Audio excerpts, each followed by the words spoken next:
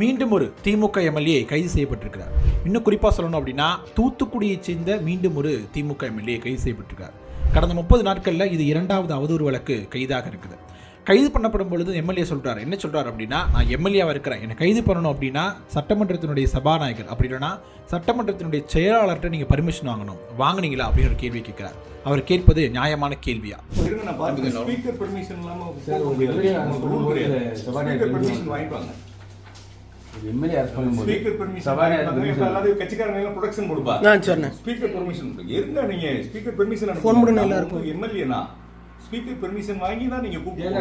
சபாநாயகர்ட்டையும் சட்டமன்றத்துடைய செயலாளர்கிட்டையும் permission வாங்கிட்டு தான் எம்எல்ஏவை கைது பண்ணணுமா?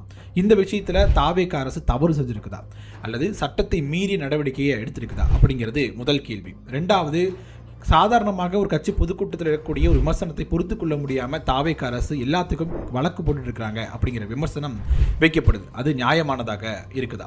2வது, இவ்வளவு வழக்கு போடக்கூடிய அளவுக்கு மார்க்கண்டையன் எம்எல்ஏ அவர்கள் என்ன விஷயத்த பேசினார்? இது சட்டத்தின் ஆட்சியா இல்லை சாத்தானின் ஆட்சியா அப்படின்னு மு.க. ஸ்டாலின் அவர்கள் விமர்சிக்கக்கூடிய அளவுக்கு இது அவ்வளவு கடுமையான ஒரு நடவடிக்கையா? இது தொடர்பாக தான் இந்த வீடியோ முழுது பேச போகிறோம். வாங்க பார்க்கலாம்.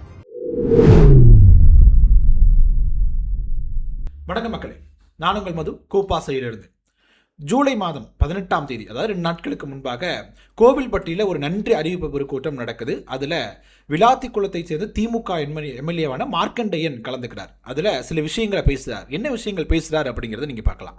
மானங்கட்ட தமிழ்நாட்டினுடைய முதலமைச்சர் உன்னை சட்டமன்றத்துக்குள்ள வச்சு பார்த்துக்கிறோம்டா, நாங்க என்ன கோமாளி பையில நினைச்சுக்கிட்டு இருக்கிற, சட்டமன்றத்தை பூட்டுவானா, பூட்டினா உனக்கு எலும்பு இருக்காது, ஒட்டச்சிட்டு தான் உன்னை அனுப்பி விடுவானா, பூட்டி பாரு சட்டமன்றத்தை, யார் ஓடுது. இதுல முதல்வர் அவர்கள் குறித்தும் தனிப்பட்ட விமர்சனம் வைக்கப்பட்டது அப்படிங்கிறத தொடர்ந்து அவர் மீது அவதூறு வழக்கு தொடரப்படுது. யார் தொடங்குறாங்க அப்படின்னா தூத்துக்குடியை சேர்ந்த வடகிழக்கு மாவட்ட செயலாளர் பாலகிருஷ்ணன் குற்றப்பிரிவு போலீசார்கிட்ட வழக்கு பதிவு செய்கிறாரு. உடனடியாக போலீசாரை விசாரணைக்காக அவரை அழைக்கிறாங்க. அதாவது ஜூலை மாதம் 20ஆம் தேதி காலை 6:30 மணிக்கு போயிட்டு அங்கே போய் அவர் மீது விசாரணைக்காக அழைக்கிறாங்க. அப்போ அவர் என்ன பண்ணுறாரு அப்படின்னா, நான் உடையெல்லாம் சரி பண்ணிட்டு வந்துடுறேன் அப்படின்ட்டு உள்ளே போயிட்டு வரார். அதுக்குள்ளே என்ன பண்ணிடுறாங்க அப்படின்னா, திமுகவினர் நிறைய கூடிடுறாங்க. அவர் வீட்டு முன்னாடி நிறைய கூடிடுறது, கோஷங்கள் எழுப்பப்படுது. தாவேக அரசுக்கு எதிராக சரி, காவல்துறைக்கு எதிராக கடுமையான கோஷங்கள் எழுப்பப்படுது அப்படின்னு சொல்லப்படுது.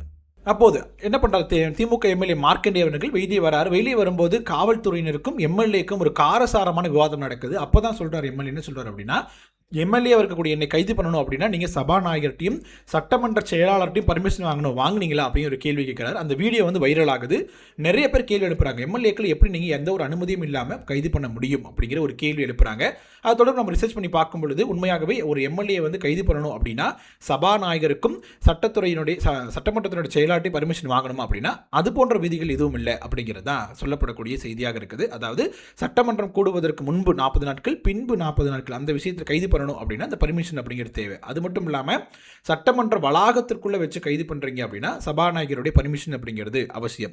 இப்போ நீங்க கைது பண்றீங்க அப்படின்னா அந்த கைது தொடர்பான ஒரு தகவலை மட்டும் சட்டமன்ற செயலாளர்கிட்ட கொடுத்தால் போதும் அப்படிங்கிறது தான் சட்டம் சொல்லக்கூடிய செய்தியாக இருக்குது. ஸோ ஒரு எம்எல்ஏவை கைது செய்வதற்கு சபாநாயகரையோ இல்லை சட்டமன்றத்தினுடைய செயலாளருடைய பர்மிஷன் வாங்கிட்டு அதுக்கப்புறம் தான் கைது பண்ணணும் அப்படிங்கிற ஒரு சட்ட விதி இல்லை அப்படிங்கிறத நம்ம தெளிவுபடுத்திக்கலாம். ஸோ இந்த எம்எல்ஏ குற்றச்சாட்டு அப்படிங்கிறது ஏற்றுக்கொள்ளத்தக்கது அல்ல அப்படின்னு நம்ம எடுத்துக்கலாம். அதற்கு பிறகு அவர் கைது செய்யப்படுறாரு. கைது செய்யப்பட்டதுக்கு பிறகு பல்வேறு தரப்பிலிருந்து கண்டன குரல்கள் வருது. முதலாவது கனிமொழி அவர்கள் ஒரு கண்டன குரல் எழுப்புறாரு. நாங்கள் சட்ட ரீதியாக சந்திப்போம் அப்படிங்கிற மாதிரி சொல்றாங்க. கனிமொழி அவர்கள் என்ன சொல்றாங்க அப்படின்னா, விமர்சனத்தை ஏற்றுக்கொள்ளாத தாவேக அரசு தொடர்ந்து திமுகவினர் மீது காவல்துறை ஏவி அடக்குமுறையில் ஈடுபடுறாங்க, இதை நாங்கள் ஜனநாயக வழியில் எதிர்கொள்வோம் அப்படிங்கிற வாசகத்தை பயன்படுத்துறாங்க. அதற்கு பிறகு அனிதா ராதாகிருஷ்ணன் முன்னாள் அமைச்சராக இருக்கட்டும், தற்போதைய எம்எல்ஏவாக இருக்கிறாரு. அதுக்கப்புறம் கீதா ஜீவன் அவர்கள் முன்னாள் அமைச்சர், அப்புறம் அதையும் தாண்டி 2 எம்எல்ஏக்கள் எல்லாரும் சேர்ந்து அவங்கள போய் நேரில் பார்க்கணும் அப்படின்னு கோரிக்கை வைக்கிறாங்க காவல்துறையிட்ட. காவல்துறை இது முற்றிலுமாக மறுக்கிறாங்க, யாரையுமே பார்க்க அனுமதிக்கல அப்படிங்கிற குற்றச்சாட்டாக வைக்கிறாங்க. குறிப்பாக சொல்லணும் அப்படின்னா அவருடைய வழக்கறிஞரையும் சந்திக்க விடல அப்படிங்கிறது முக்கியமான குற்றச்சாட்டாக இருக்குது. அதுக்கு பிறகு ஒரு நேரத்துக்கு டேப்லெட் எடுத்துக்கணும் அப்படின்னு கேட்குறாங்க. அந்த டேப்லெட் எடுத்துக்கிறதுக்கும் அனுமதி மறுக்கப்பட்டிருக்கிறது அப்படின்னு சொல்லப்படுது. அவங்க என்ன கோரிக்கையாக வைக்கிறாங்க அப்படின்னா, நீங்கள் உடனடியாக கோர்ட்டில் அவரை ஆஜர்படுத்தணும் அப்படிங்கிறது தான் அங்கே இருக்கக்கூடிய, அதாவது அனிதா ராதாகிருஷ்ணன் அவர்களும் கீதா ஜீவன் போன்றவர்கள் அங்கே போராட்டம் நடத்தி இதை கோரிக்கையாக முன்வைக்கிறாங்க. அதற்கு காவல்துறையின் சார்பாக இப்படி நீங்கள் போராட்டம் தொடர்ந்தீங்க அப்படின்னா உங்கள் மீது நாங்கள் வழக்கு தொடர வேண்டியது இருக்கும் அப்படிங்கிற மாதிரி எங்களை மிரட்டி பார்க்குறாங்க அப்படிங்கிற மாதிரி கீதா ஜீவனும் சரி அனிதா ராதாகிருஷ்ணன் 2 பேருமே கூட்ட எதற்காக பேட்டி கொடுத்தாங்க அப்படின்னு நம்மளால பார்க்க முடியுது.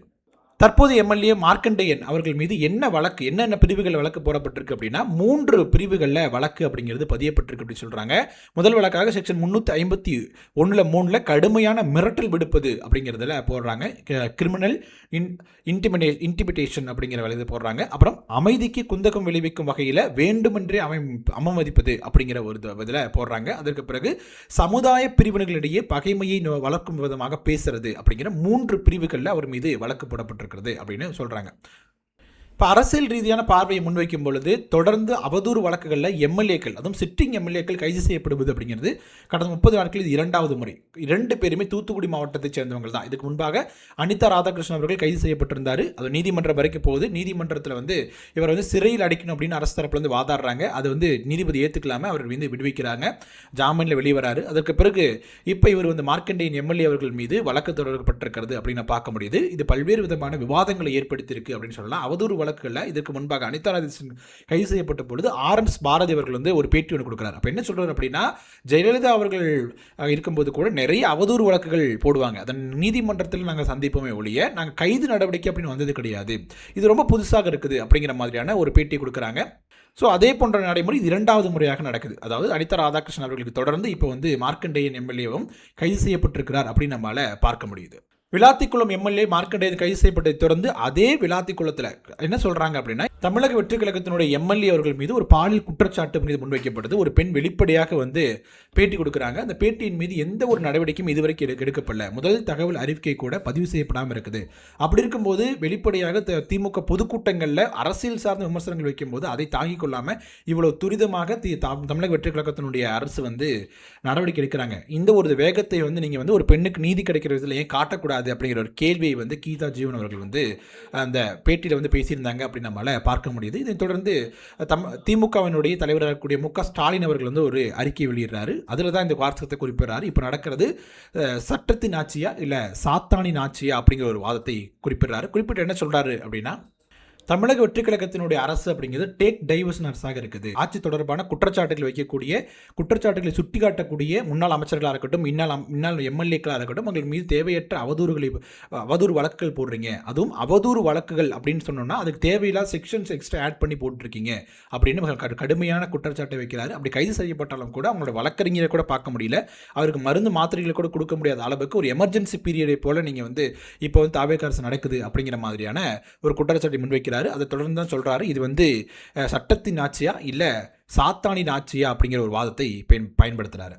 காவல்துறையின் மீதும் விமர்சனத்தை முன்வைக்கிறாரு. யாரையோ குளிர்விக்கணும் அப்படிங்கிறதுக்காக நீங்கள் சட்டத்தை மீறி நீங்கள் செயல்படக்கூடாது. அப்படி ஒருவேளை நீங்கள் செயல்பட்டீங்க அப்படின்னா நீங்கள் there will be a consequences அப்படிங்கிற ஒரு வாதத்தோட அதனுடைய தொட்டை முடிச்சிருக்காரு அப்படின்னு பார்க்க முடியுது. ஸோ இந்த ஒரு வழக்கை பொறுத்த வரைக்கும் மார்க்கண்டேயன் எம்எல்ஏ அவர்கள் பயன்படுத்திய வார்த்தைகள் அப்படிங்கிறது கண்டிக்கத்தக்க வார்த்தைகள் தான். ஒரு முதலமைச்சருக்கு எதிராக பேசும் பொழுது, ஆக்கப்பூர்வமான விமர்சனங்கள் வைக்கும் பொழுது ஆளும் கட்சி எதிர்கட்சியும் அதுக்கு எதிர்பதில் அப்படிங்கிறது பார்க்கறதுக்கு நன்றாக இருக்கும். நம்ம தொடர்பான மனதில் இருக்கக்கூடிய எதிர்க்கட்சிகள் ஆளும் கட்சி நோக்கி கேட்கிறாங்க அப்படிங்கிற ஒரு திருப்தி கிடைக்கும். அதையும் தாண்டி ஒரு எல்லை மீறி போகும் பொழுது அது கண்டிக்க வேண்டிய விஷயமாக கண்டிப்பாக இருக்கும். அதில் எந்த ஒரு மாற்று கருத்துமே இல்லை. அதே நேரத்தில் அரசியல் மேடைகள் எழுப்பக்கூடிய விமர்சனங்களுக்கு அரசியல் சார்ந்த விமர்சனம் பதிலாக கொடுக்கணுமே ஒழிய தொடர்ந்து அவதூறு வழக்குகளை பொறுப்பிட்டு அவங்களை சிறையில் அடைக்கணும் அப்படி நோக்கத்தோடு பயன்படுத்துவது சரியா அப்படிங்கிற முக்கியமான ஒரு கேள்வியும் இருக்குது. ஏன்னா இதற்கு முன்பாகவோ காமராஜர் காலத்தில் கொண்டு இப்போ வரைக்கும் அரசியல் விமர்சனங்கள் அப்படிங்கிறதும் நிர்வாக ரீதியான செயல்பாடுகள் அப்படிங்கிறதும் தனித்தனியாக பார்க்கப்பட்டிருக்கிறது. ரெண்டையும் கலக்காமல் வச்சிருந்திருக்கிறாங்க. தொடர்ந்து அரசியல் விமர்சனங்கள் அரசியல் பாதையிலேயே அவங்களுக்கு எதிர்வினை ஆற்றிருக்கிறாங்க அப்படின்னு நிறைய சம்பவங்கள் நம்ம சொல்லலாம். குறிப்பாக சொல்லணும் அப்படின்னா, ஒரு திமுகவின் சார்பாக ஒரு விமர்சனம் எழுதப்படுது, ஒரு சுவர் ஓவியமாக வரையப்படுது. அங்கே பார்த்தீங்கன்னா திருவிளக்கு இல்லாமல் இருந்திருக்குது. அந்த ஒரு செய்தி அப்போதைய முதலமைச்சராக இருக்கக்கூடிய கலைஞருக்கு சேருது. அப்போ சொல்கிறார், என்ன சொல்கிறார் அப்படின்னா, அந்த விமர்சனத்துக்கு பதில் கொடுக்கும் விதமாக அந்த விமர்சனம் அப்படியே இருக்கட்டும், பகலில் போகிறவங்களுக்கு ஈஸியாக படிச்சுக்குவாங்க, நைட்டில் போகிறவங்க எப்படி படிப்பாங்க, அப்போ அங்கே ஒரு திருவிளக்கு அமைச்சு தரோம், விமர்சனம் நிறைய பேர் கொண்டு போய் சேர்க்கட்டும் அப்படிங்கிற ஒரு தோணியில் அதை அணுகிறார். அதாவது அரசியல் விமர்சனத்தை அரசியல் விமர்சனமாகவே கடந்து செல்லக்கூடிய ஒரு அரசியல் அப்படிங்கிறதா ஒரு ஆக்கப்பூர்வமான அரசியல் இருக்கும். அதே நேரம் விமர்சனமும் மிகச் சரியான வார்த்தைகளை பயன்படுத்தி யாதாக ஒரு விமர்சனமாக இருக்கும் வரைக்கும் அரசியல் அப்படிங்கிறது ரொம்ப நாகரிகமானதாகவே இருக்கும். அதில் எந்த ஒரு மாற்று கருத்துமே சொல்லிட முடியாது. ஓகே மக்களே, வீடியோவுடைய இறுதி பகுதிக்கு வந்துட்டோம். இந்த மார்க்கண்டேயன் எம்எல்ஏ அவர்களுடைய விமர்சனம் தொடர்பாகவும் அதற்கு அரசு எடுத்திருக்கக்கூடிய நடவடிக்கை தொடர்பாக உங்களுடைய கருத்துக்கள் என்ன அப்படிங்கிறத கமெண்ட் செக்ஷன் சொல்லுங்கள். வீடியோ பிடிச்சிச்சு அப்படின்னா லைக் பண்ணுங்கள், ஷேர் பண்ணுங்கள். கோபாஸ் யூடியூப் சேனலை சப்ஸ்கிரைப் பண்ணிக்கோங்க. தொடர்ந்து பேசுவோம். நன்றி.